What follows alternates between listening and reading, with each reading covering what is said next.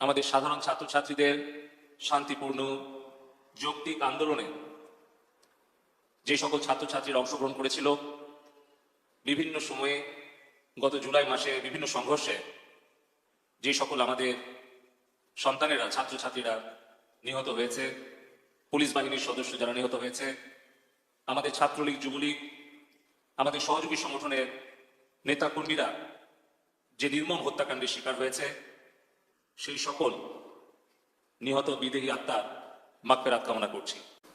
যেভাবেই হোক আমাদের এই ছাত্র ছাত্রী, কিশোর কিশোরী তাদের সাথে আমাদের যে দূরত্ব সৃষ্টি হয়েছে, যে ভুল বুঝাবুঝি সৃষ্টি হয়েছে, সেটা আমাদের দূর করার উদ্যোগ গ্রহণ করতে হবে।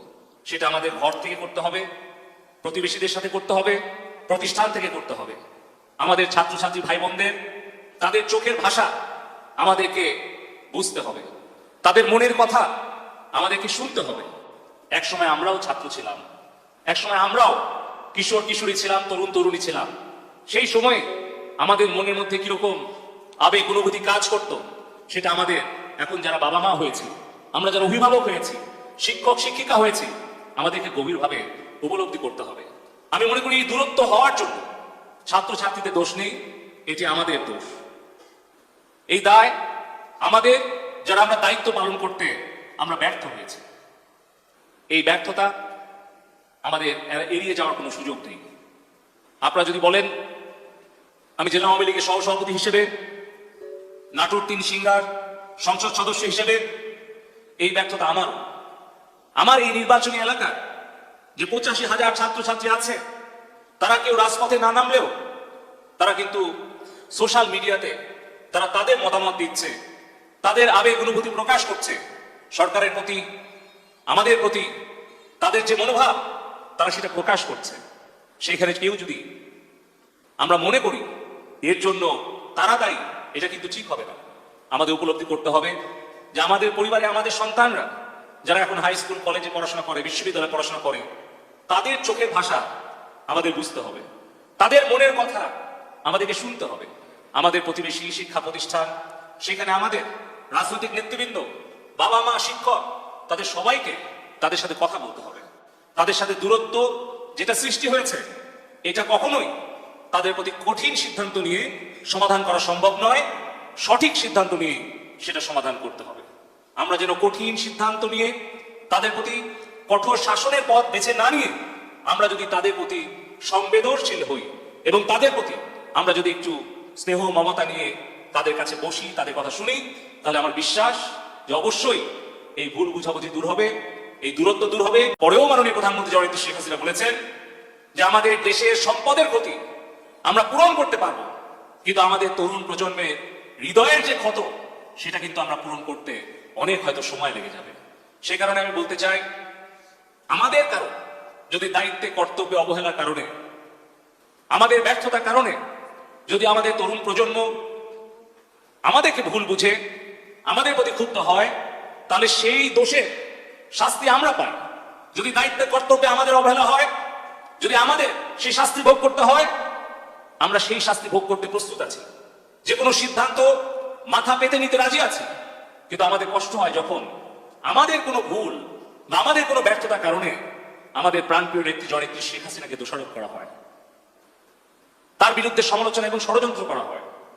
সে কারণে আমি আবারও বলবো, আমাদের দেশের ৫ কোটি ছাত্রছাত্রী ভাই বোনেরা আছে, আমাদের যদি কোনো ভুল হয়, অপরাধ হয়, তাহলে সেই ভুলের শাস্তি বা সংশোধনের সুযোগ আপনারা আমাদেরকে দিবেন। কিন্তু মাননীয় প্রধানমন্ত্রী জননেত্রী শেখ হাসিনাকে দয়া করে আপনারা ভুল বুঝবেন না। কারণ জননেত্রী শেখ হাসিনা যদি নিরাপদ না থাকে, তাহলে বাংলাদেশ নিরাপদ থাকবে না। আমাদের সামনে উদাহরণ আছে সিরিয়া, ইরাক, মিশর, কিভাবে ষড়যন্ত্রমূলকভাবে সেই দেশের সরকার সেই দেশকে কিভাবে ধ্বংস করে আজকে গোটা প্রজন্মকে গত ২০-৩০ বছরে ধ্বংস করে দেওয়া হয়েছে। আমরা যেন সেই ধ্বংসের মুখে, সেই ধ্বংসের পথে আমরা বাংলাদেশকে না নিই। যদি আমরা গুজব প্রতিরোধ করতে ব্যর্থ হই, যদি রাজনৈতিক কর্মী হিসেবে, ডাক টেলিযোগাযোগ প্রতিমন্ত্রী হিসেবে যদি সাইবার নিরাপত্তা নিশ্চিত করতে ব্যর্থ হই, তাহলে আমার আওয়ামী লীগের, ছাত্রলীগ, যুবলীগের, সহযোগী সংগঠন নেতা কর্মীরা আপনারা আমাকে দোষারোপ করেন আমাকে শাস্তি দেন, কিন্তু আমাদের প্রাণপ্রিয় নেত্রী জননেত্রী শেখ হাসিনা আজকে যে সংকটময় অবস্থায় নেতৃত্ব দিচ্ছেন, তার হাতকে শক্তিশালী করুন।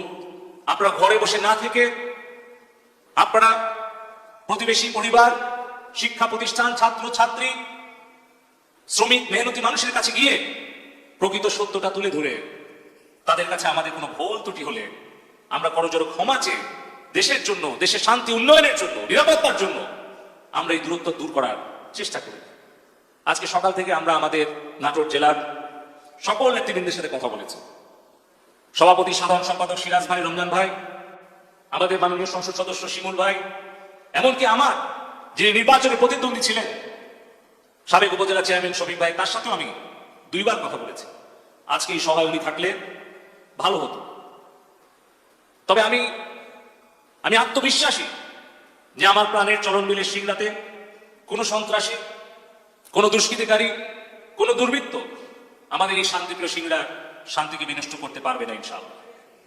কারণ আমি আকাশ ভাইকে দেখছি, নবীর মামাকে দেখছি, এমন অনেককে আমি আজকে আমার পাশে, ডানে বামে, সামনে দেখছি, যারা গত 15 বছরে কোনোদিন আমার কাছে কোনো সুযোগ সুবিধা দিতে আসে। যখন জননেত্রী শেখ হাসিনা সংকটকালীন অবস্থায় পড়েছেন, তখন কিন্তু তারা ছুটে এসেছেন দলের প্রয়োজনে, নেত্রীর প্রয়োজনে, দেশের প্রয়োজনে, বঙ্গবন্ধুর আদর্শের সৈনিক হিসেবে।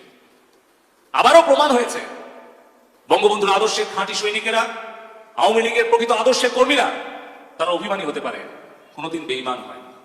আমরা ঐক্যবদ্ধ হয়ে আমাদের সন্তানদের, ছাত্রছাত্রী ভাই বোনদের সাথে আমাদের যে দূরত্ব তৈরি হয়েছে, সেটি আমরা আন্তরিক প্রচেষ্টা দিয়ে, স্নেহ, মমতা, ভালোবাসা দিয়ে আমরা তাদের সেই হৃদয়ের ক্ষতটা দূর করে আমরা তাদের বিশ্বাস, ভালোবাসা এবং আস্থাটা আবারও অর্জন করার চেষ্টা করব। কারণ সন্দেহ, মিথ্যা একটা সন্দেহ, অবিশ্বাস, এটা কিন্তু বিশাল একটা রোগ। আর এই সন্দেহ এবং মিথ্যা অবিশ্বাসের যে বীজটা গভীরভাবে এই 2 মাসে আমাদের ছাত্রছাত্রী, সাধারণ মানুষের মধ্যে খুব পরিকল্পিতভাবে প্রয়োগ করার চেষ্টা করেছে বিএনপি, জামাত, শিবির এবং বিদেশি চক্রান্তকারীরা, আমরা বুঝে না বুঝে সেই ফাঁদে পা দিয়েছি। সেখান থেকে আমাদের ফিরে আসতে সময় লাগবে, কষ্ট হবে, কিন্তু অসম্ভব নয়।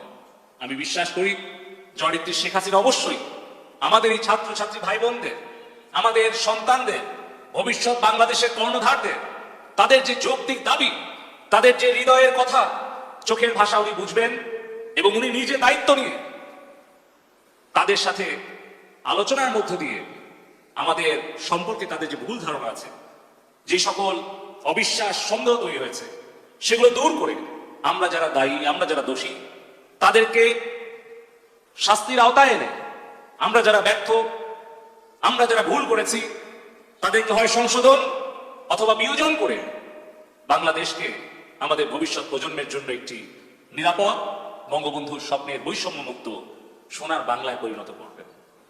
আমি আশা ব্যক্ত করে এবং সকলের কাছে আবারও অনুরোধ করি, আমাদের ব্যক্তি পর্যায়ে আমাদের ভুল থাকতে পারে, রাজনৈতিক নেতৃত্ব, আমাদের যারা উপজেলা, জেলা বা যেখানেই থাকুক, তাদের ভুল থাকতে পারে, কিন্তু সেই ভুলের শাস্তি যেন আমাদের প্রাণপ্রিয় নেত্রী জননেত্রী শেখ হাসিনা না পান, তার জন্য আমাদের দায়িত্বটাও, দায়টাও আমাদের ঘাড়ে তুলে নিতে হবে। আমরা যারা সরকারের দায়িত্বে আছি, বিভিন্ন জায়গায় বিভিন্ন পর্যায়ে দায়িত্বে আছি, আমাদের ভুলের কারণে, আমাদের অবহেলার কারণে, আমাদের ব্যর্থতার কারণে যে সংকটময় পরিস্থিতি সৃষ্টি হয়েছে, সেই দায়টা আমরা যেন নিজের কাঁধে নিয়ে আমরা যেন সেই দায় স্বীকার করে আমাদের ভবিষ্যৎ প্রজন্মের ছাত্রছাত্রীদের কাছে ক্ষমা চেয়ে আমরা জননেত্রী শেখ হাসিনাকে নিরাপদ রাখার জন্য, বাংলাদেশকে নিরাপদ রাখার জন্য যে কোনো ত্যাগ স্বীকারের জন্য যেন আমরা প্রস্তুত থাকি। আমি চলনবিলের সন্তান, আমাকে আপনারা 4 বার সংসদে পাঠিয়েছেন, জননেত্রী শেখ হাসিনা আমাকে 3 বার মন্ত্রিসভায় নিয়েছেন। এই চলনবিলের কাদামাটি থেকে আমাকে চলনবিল পর্যন্ত, সিলিকন ভ্যালি পর্যন্ত কাজ করার সুযোগ করে দিয়েছেন। আমার যে দায়, আমার যে ব্যর্থতা, সেটার দায় এবং দায়িত্ব আমি নিজের কাঁধে নিয়ে যদি জননেত্রী শেখ হাসিনা যে কোনো শাস্তি অথবা আমাকে যে কোনো সিদ্ধান্ত দেয়, সেটা আমি মাথা পেতে নিয়ে আমি বঙ্গবন্ধুর আদর্শের সৈনিক হিসেবে, জননেত্রী শেখ হাসিনা কর্মী হিসেবে, আওয়ামী লীগের একজন কর্মী হিসেবে আমার তরুণ প্রজন্মের কাছে যদি আমার কোনো ভুল ত্রুটি হয়ে থাকে, আমি করজোড়ে প্রকাশ্যে আমি ক্ষমা প্রার্থনা করছি। এবং ইন্টারনেট ব্যাহত হওয়া, এই সোশ্যাল মিডিয়ার গুজব প্রতিরোধে ব্যর্থ হওয়া, এই সকল কিছু দায় এবং দায়িত্ব, ব্যর্থতা আমি নিজের কাঁধে তুলে নিচ্ছি এবং যে কোনো সিদ্ধান্ত আমি মেনে নেওয়ার জন্য আবারও প্রতিশ্রুতি আমি সকলের সামনে দিচ্ছি। আমার দলের নেতাকর্মীরা, আপনারা সকলে ঐক্যবদ্ধ থাকবেন, যেন কেউ কোনো ষড়যন্ত্র করে, সন্ত্রাস করে আমাদের এই এলাকা, আমাদের এই দেশকে অস্থিতিশীল করতে না পারে। ইনশাআল্লাহ মহান আল্লাহ পাক উপরে আছেন, আমাদের নিয়ত সহি আছে, সঠিক আছে। ইনশাআল্লাহ জননেত্রী শেখ হাসিনার নেতৃত্বে আমরা বঙ্গবন্ধুর স্বপ্নের বৈষম্য মুক্ত সোনার বাংলা গড়ে তুলব, আমাদের ভবিষ্যৎ সন্তানদের জন্য নিরাপদ বাংলাদেশ গড়ে তুলব। এই বিশ্বাস আমার আছে এবং আমার এই বিশ্বাস ইনশাআল্লাহ আমরা ঐক্যবদ্ধ হয়ে আমরা জননেত্রী শেখ হাসিনার পাশে থেকে যে কোনো ত্যাগ স্বীকার করার জন্য আমরা প্রস্তুত থাকব। এই হোক আমাদের এই শোক দিবসের শোক সভার দৃঢ় প্রত্যয়। সবাইকে ধন্যবাদ। জয় বাংলা, জয় বঙ্গবন্ধু, জয় হোক জননেত্রী শেখ হাসিনা।